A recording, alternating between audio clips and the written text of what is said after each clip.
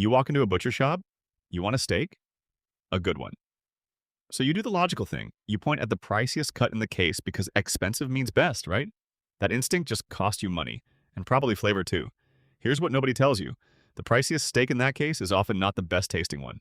You're not paying for flavor, you're paying for tenderness, scarcity, and 100 years of good marketing.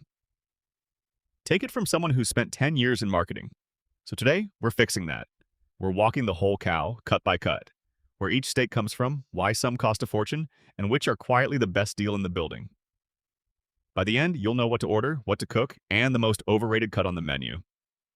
And stick around because there's one cut butchers have historically kept for themselves, never putting it in the case. Once you know what it is, you'll never look at a steak counter the same way again. But first, the one rule that decodes the entire cow. The rule. Here it is. The less a muscle works, the more tender and expensive the steak. The lazy muscles up the middle give you the soft, pricey ones. The hard-working ones down low and out at the legs are tougher, cheaper, and often way more flavorful. That's it. Keep it in your head and the whole case makes sense. We start in the fancy middle and work outward, watching the price drop as the flavor, arguably, climbs. One note on prices. They're rough US averages that swing with grade, region, and store. Beef's also just expensive right now. So, ballpark, not gospel. Ribeye. We start at the rib section, just behind the shoulder. This is the ribeye, marbled like a city map, with thin white veins of fat. That fat is the whole point. As it cooks, it melts and bastes the steak from the inside, making it almost impossible to ruin. The name, for once, is honest.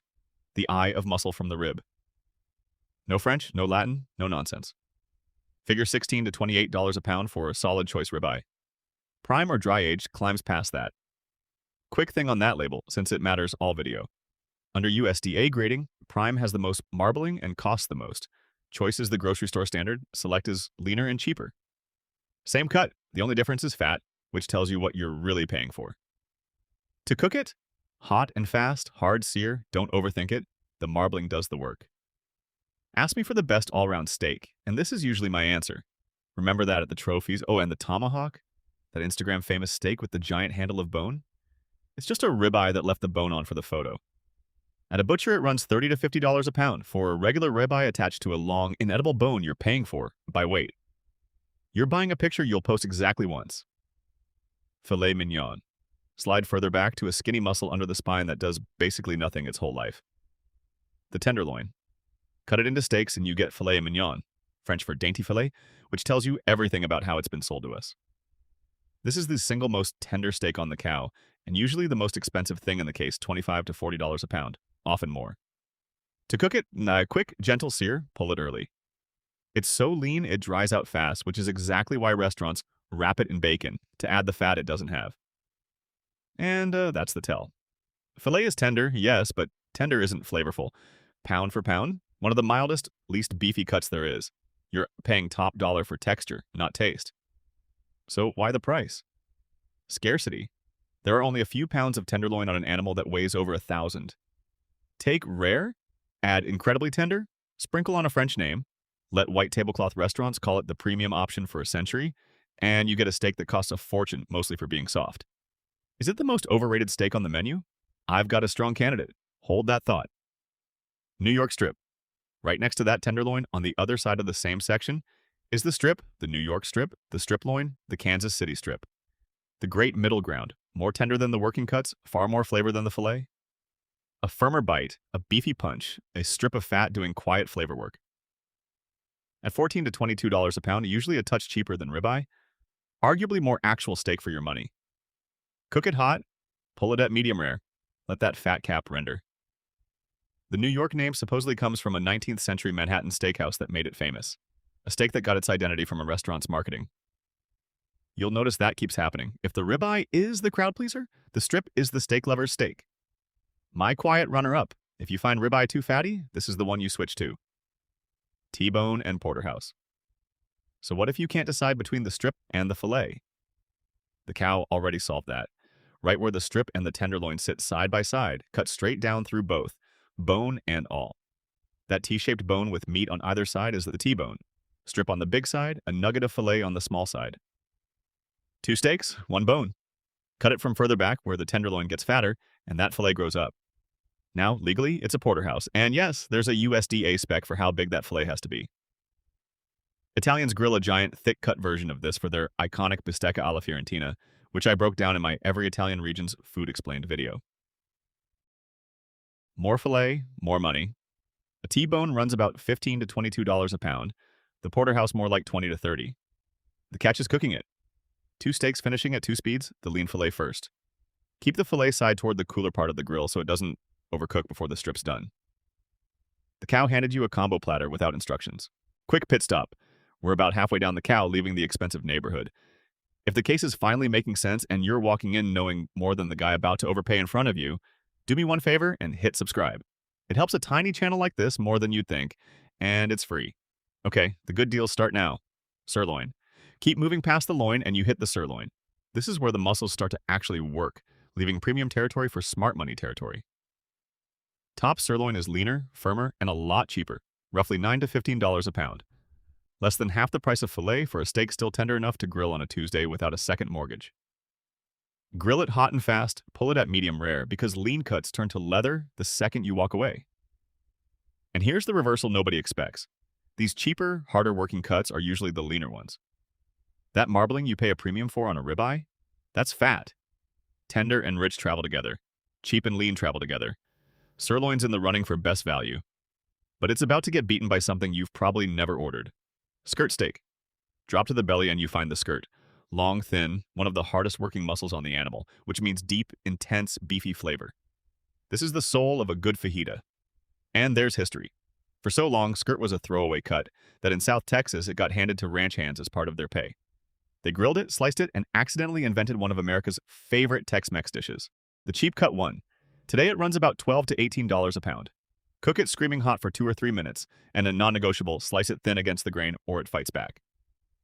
Flank steak. Next door, a little further back, is the flank. Flat, lean, big, obvious grain. You might know it as London broil. It's the marinade cut. That lean, open texture soaks up flavor like a sponge. So marinate it, sear it hot, and again, slice it thin against the grain. Around $11 to $18 a pound, full of flavor, a fraction of what's up front. Flat iron. Now up to the shoulder for maybe the best value story on the cow, the flat iron. This steak basically didn't exist a generation ago. The shoulder muscle it comes from has a tough line of sinew down the middle, so for decades it got ground into burger.